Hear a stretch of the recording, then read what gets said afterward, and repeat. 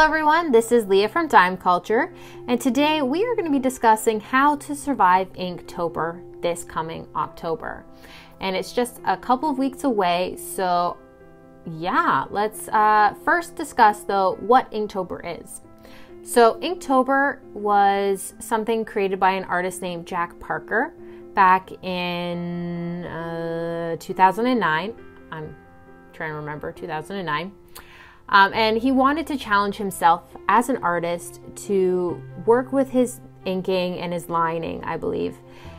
And so he went forth and created Inktober, and where he did challenges every day, and he shared it. And it has become this big craze for us artists every October to follow his prompts or follow companies like Mosery that also have fellow prompts. However, when it comes to Inktober, I'm going to personally follow the original artist's prompts for the month, and I will leave a link to the website below. But yeah, let's stop with the Leah. Like, I don't know what I'm doing. Anyways, I said it again. This is going to be a very chillaxed, non-formative, super formal type of video. And I'm just gonna get into it. So, my tip number one is, if you can't tell by the sound,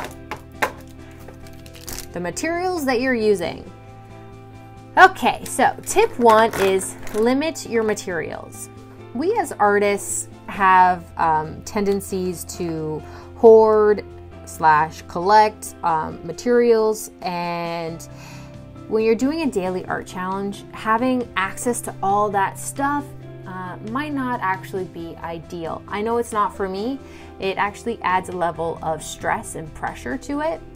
And if you're really new to bringing in creativity into your day, or you heard about Inktober but you don't really have a lot of ink materials, you don't really need a lot of materials to do it. And that's why I think limiting what we're using is really useful. So, first, I'm going to discuss what I'm going to bring with me, and then I'll explain why. So my first thing that I'm going to always have on me are going to be my pencils.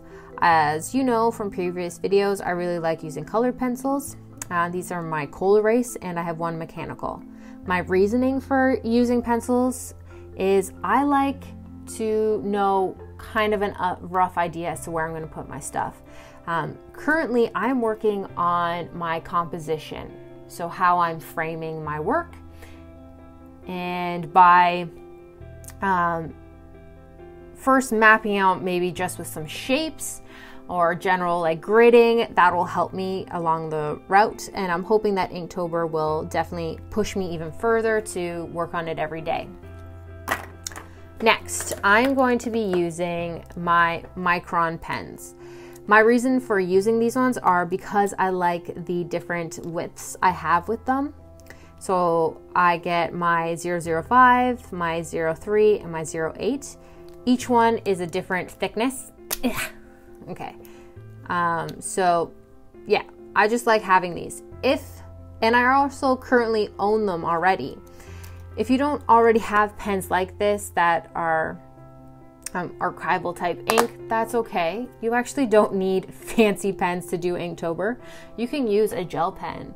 You can use your ballpoint pen, you know, those kind of biro pens. I love how the British say biro. Anyways, yeah, you don't have to have fancy ink lining pens to do Inktober. You just need a pen. That being said, personally, I'm excited about Inktober for one of two things. And one of them I'm going to actually discuss in a little bit. But the first one are brush pens. Okay, so I like using this. Let me see if I can get it closer to the. Yeah, I just made a sound effect with my mouth, sorry. Anyways, this is my Pentel brush pen. I like it because it goes so fine, but also is really thick, so I can fill large areas really easily with it. And I also love brush pens just because of the versatility for maybe starting out thin and then going really thick with my lines. And that is why I also created this DIY color brush pen. I just want to do a side note. I have created this using a PH Martin ink dropper bottle. And I want to let you know that next week I will be posting the video on how you can do this yourself. So if you've come across this video just now, definitely hit that subscribe button and then the little bell icon, so then that way next week when this video goes up, you'll be notified. If you're from the future, hello. You will see a icon either in the description or popping up in the video right now, linking to this video. Alright, so now that that's done, my last item that I plan on using is a white gel pen. My reason for using this white gel pen is because, hello, who doesn't like adding some little accents once done, you know? That's my reason. That's honestly my only reason. But yeah, you don't have to use these exact materials. You can use any materials you have lying around, but I'm gonna leave in the description what my materials are, just in case you saw something you liked here today. All right, so let me just put these all aside.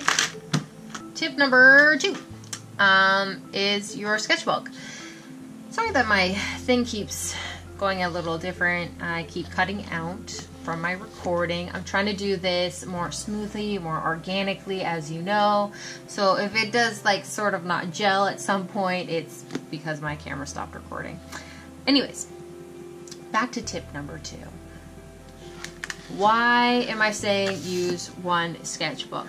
My reasoning for this and my advice on keeping everything in one sketchbook is if each day you do it in a different book, it's hard to look back and refer to your progression through the challenge. It also can be a little discouraging. For example, if you're looking at just one drawing and going, oof, like what if you have a bad day, right? Like bad days happen. Let's acknowledge it. It happens to everyone. I had a bad day with this. I have no idea what I was doing. But if I had just one sketch like this in a sketchbook and I looked down at my Inktober day and I was like, ugh, I don't want to do this anymore. Like clearly this is not helping me grow at all, right? And then that can be all about discouraging. Your inner self-doubt will take over.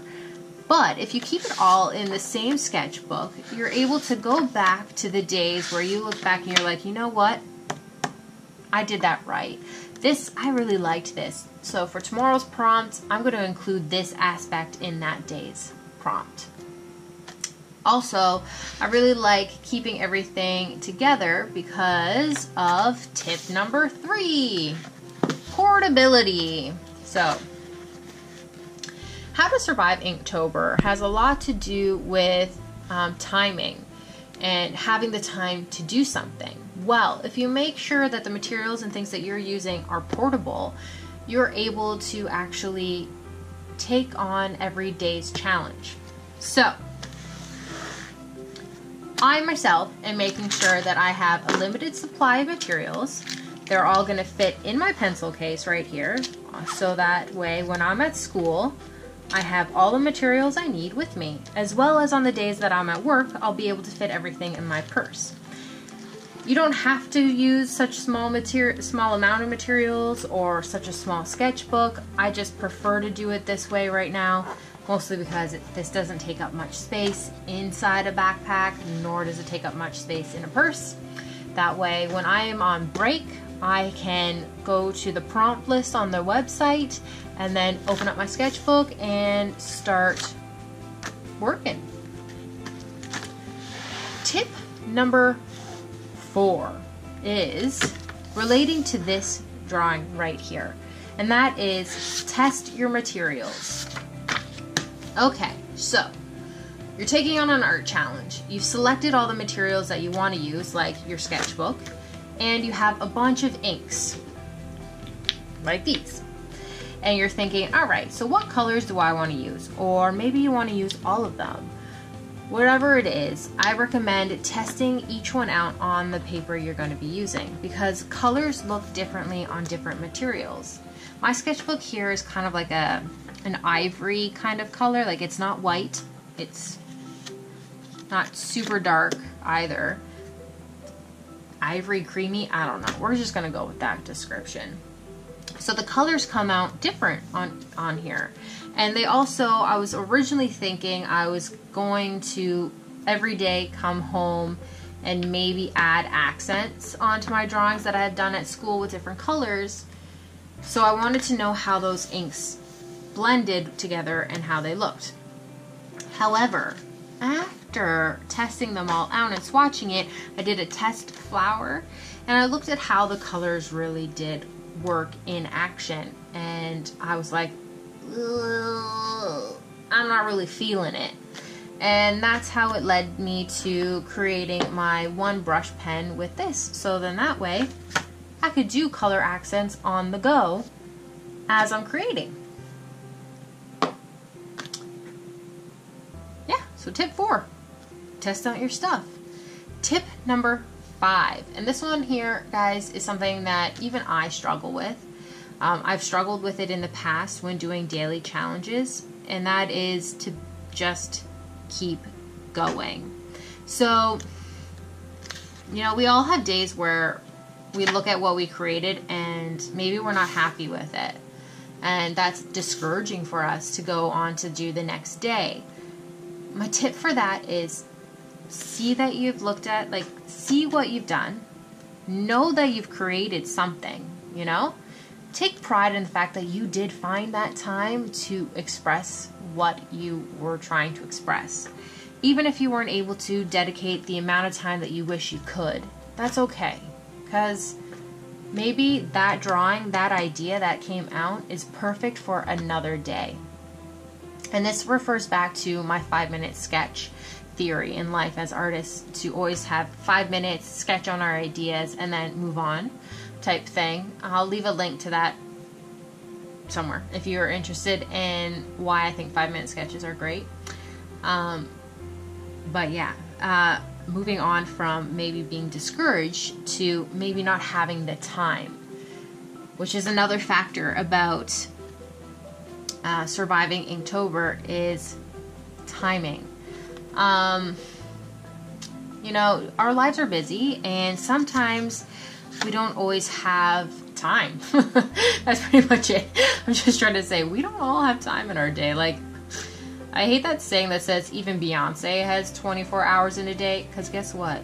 Beyonce has a team of people behind her. She has an army behind her to help her do all the things that she does in a day. Please don't hate me for saying that. But that's reality. And so we as individuals, we don't have an army behind us. Sometimes we're working 9-hour days, and when we go home, we're tired and we don't want to draw. That's okay. You can miss a day. You can skip a day. If you wanted to, honestly, just draw a basic thing that fits within your day. It doesn't have to be a fancy flower, for example. You can just draw a basic rose and be like, yeah, I completed this day. Papa! Excited! Because you actually completed a day. And know that tomorrow, when you do have an hour maybe to do something, you can sit down and do that. This also leads me into tip number 6. And that is, don't get too elaborate. Okay. So if you're new to Inktober, you're new to daily challenges, and we've already acknowledged that sometimes our days are really busy and we don't have a lot of time to create and dedicate. All right, great. So we've acknowledged that. Now, how do we actually do and achieve a daily artist prompt if we want to create such elaborate and creative ideas? You can't. That's something I've learned in the past while trying to do daily challenges, is that when you only have 30 minutes, you cannot do a week's long worth of an art piece in 30 minutes.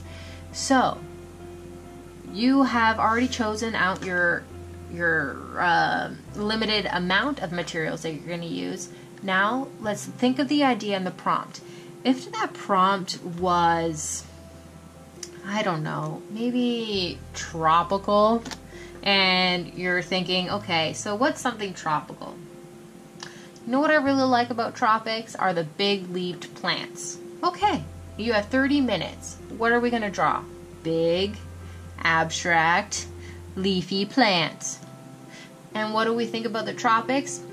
When I think of tropics, I think of that blue ocean, you know, that ocean. But I'm not using that kind of color. That's okay. I'm still going to pop out my ink and I'm going to put down the color that I have. Ta-da! I completed a challenge. I even completed and drew something that I like and I think is really nice and a great stepping stone. So yeah.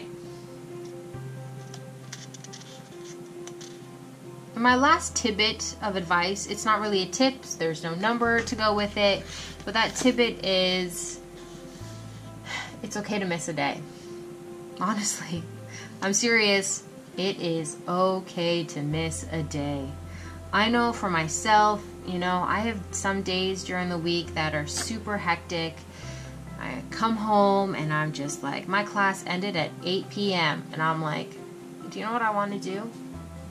I think I want to shove ice cream in my mouth, watch some Netflix, snuggle with my puppy, and then go to bed.